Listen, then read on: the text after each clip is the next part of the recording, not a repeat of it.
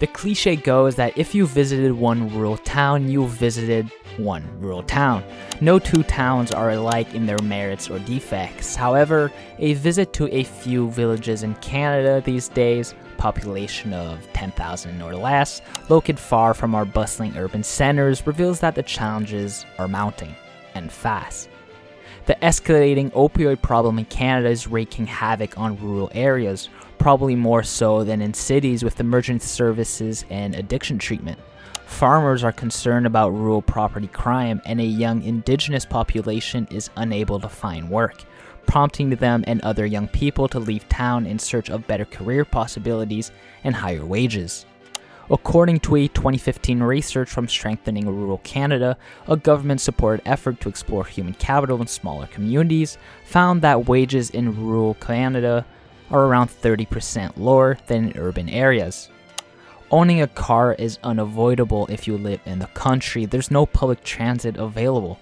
Your nearest grocery store could be up to 45 minutes away, and getting delivery is difficult if not impossible.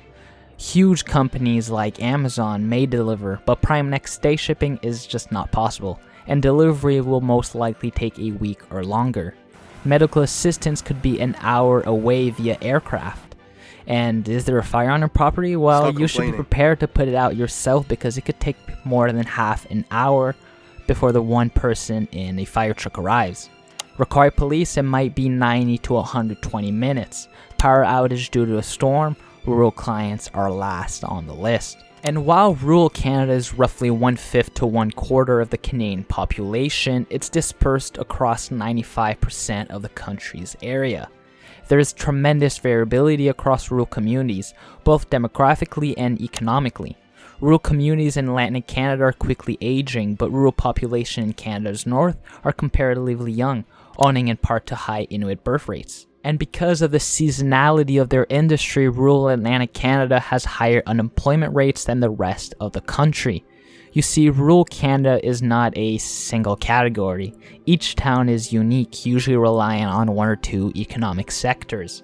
However, Canada is vast, and its topography and climate can vary greatly, affecting each one of these communities a little differently. You see, this is Kamsack in Saskatchewan. Kamsack has a population of 1,779 in the 2021 census of population, living in 792 of its 903 total private homes, which is a decrease of 6.3% compared to its 2016 population. The Canadian National Railway and the Kamsack Railway Station were established in 1903, thereby forcing the birth of Kamsack. Via Rail passenger service continue to serve the town today, but this small rural town is going through a crisis that has started to destroy rural Canada. Picture this, it's 10 a.m. on a summer weekday in Kamsack, Saskatchewan, and foot traffic on 3rd Avenue is beginning to increase. They're not here to shop, but to wait for the drugstore to open. A notice in the window apologizes, stating that the doors will be unlocked 30 minutes later than the normal today. They'll have to wait in line a little longer to receive their methadone. Kamsack is known among locals as slamsack. Slamming is a slang for drug injection. Locals says that the region's opioid issue began around 2012, shortly after members of the adjacent Coton First Nation settled a land claim with the federal government. We got a payout, and each got $20,000, says Ian Muska, a 32-year-old who is waiting for methadone to treat his addiction. An Aboriginal People's Television Network investigation showed that an area doctor was allegedly overprescribing opioids until locals became addicted, at which time he switched them into the doctor's own methadone clinic. And I know this is disturbing, it's disgusting.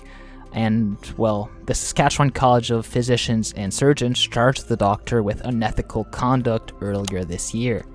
The opiate problem quickly resulted in an HIV outbreak in the area. A 2016 Saskatchewan health assessment revealed that the provincial HIV rate to be around 14 cases per 100,000 people. On the First Nation reservation around Kamsack, the figure was 117 cases per 100,000 people, and it's rising quickly. Sadly, Kamsack isn't an isolated case of rural drug misuse, nor is the opioid epidemic limited to the First Nations. According to Alberta health data, the rural north and south of the province had the greatest rates of emergency department visits related to opioids or other drug usage, not Calgary or Edmonton. If we look at Manitoba, where most of the population is centered in one city, it gets even worse.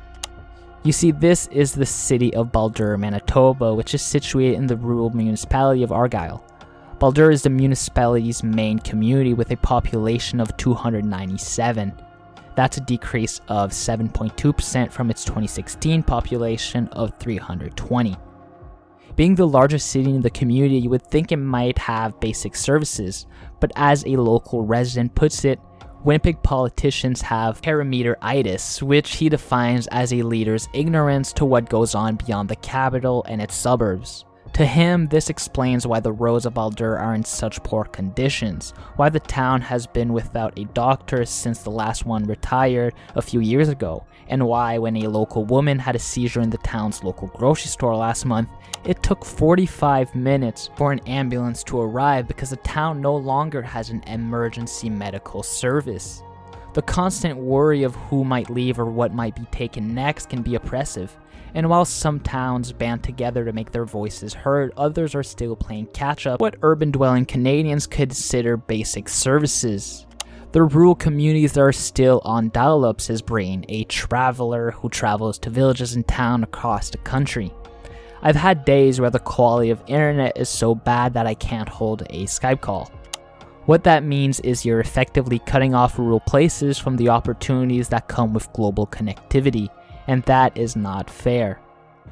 The promise of e-health, for example, and big city doctors being able to give diagnoses via computer doesn't pan out for a city that lacks reliable high-speed internet. Added with unreliable high-speed internet, rural communities are facing a lot of crime. According to Statistics Canada, the rate of police reported offense in rural Canada was 30% higher than in urban areas last year. Moreover, while rural police units serve 17% of Canada's overall population, they handle 24% of the country's police reported crime. The disparity is greatest in the prairies, where rural crime rates are 42%, 38%, and 36% higher than urban crime rates in Manitoba, Alberta, and Saskatchewan, respectively. Rural Canada has a lot of challenges, some of which haven't been fully addressed by the provincials or federal governments, and it's saddening as these rural populations keep on shrinking year after year. But will they disappear completely? Probably not. You see, taking a quick look online, you can see thousands of people on forums explaining how much they love their off-the-grid living, with houses starting at $30,000. It's a way of life you either can adapt to or can't, and a lot of people are just not made for these conditions. I know I could not survive. And unless the government steps in to make quality of life better, I just don't see the rural population of Canada growing. But then again, with the high housing costs crisis around Canada, it might bring the opportunity for closer rural communities to see some growth. If you've enjoyed this video and learned a bit more about the challenges of rural Canada, make sure you like, comment, and subscribe. And I'll see you on the next one.